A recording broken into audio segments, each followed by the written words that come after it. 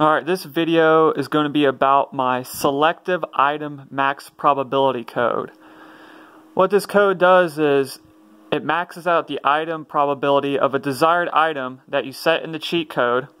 So therefore, when you pick up a box, you have the best odds of picking up that item. And since it's probability based,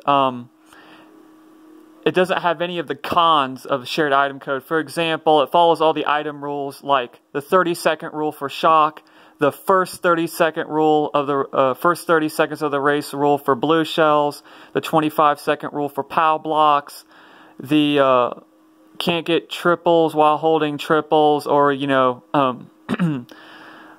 I think it's what, 2 golden mushrooms in play is the max. Like I said, it follows all the rules because it's just doing probability based manipulation. It's just manipulating your item probability table, which is in dynamic mem80.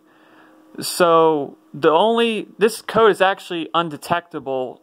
However, you can still get caught using it. In this demonstration, I have shocks, the item shock set in the code.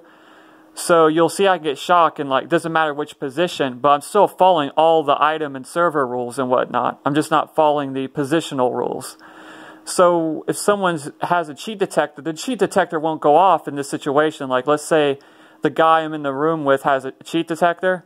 The cheat detector won't go off, but obviously he knows I'm cheating because I'm grabbing the shock in second or first. So I have a better version of this code called Perfect Item Code, which will be in my next video. That is a true 100% undetectable item cheat. But this code is for maybe situations you need to kind of bend the rules with the positions a little bit, you're in a jam or whatnot.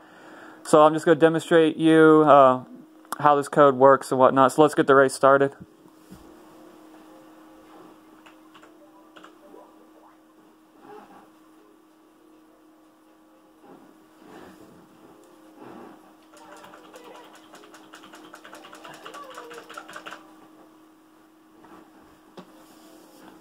I initially created this back in August, and then I trimmed down the code to make it more efficient over time.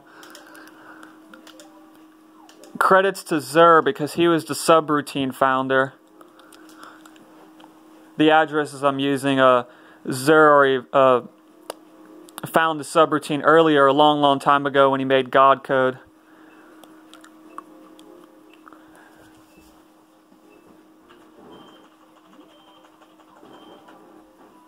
And actually, one of the addresses of the ASM is the same address as the God code. So this code is set up with activators and deactivators.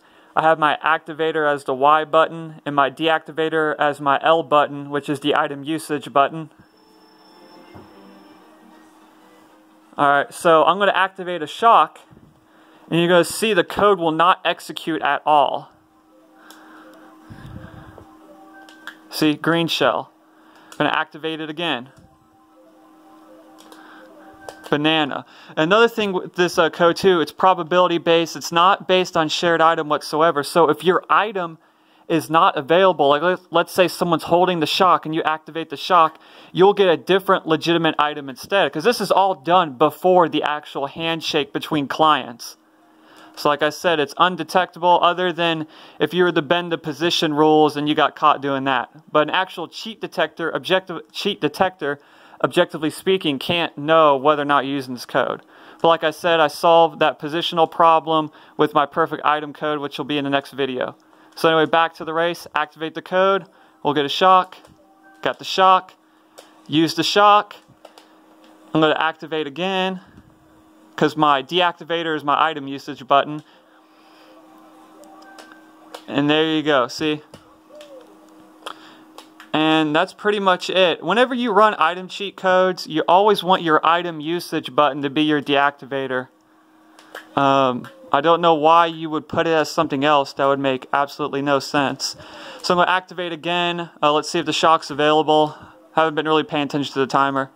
Still not. Throw the wave of bananas.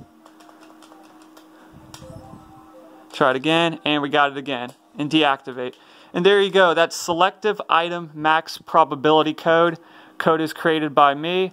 My next video will be about the perfect item code, which is the ultimate 100% perfect item cheat for MKWe. So anyway, yeah, thanks for watching. A link to the code will be provided in the description below.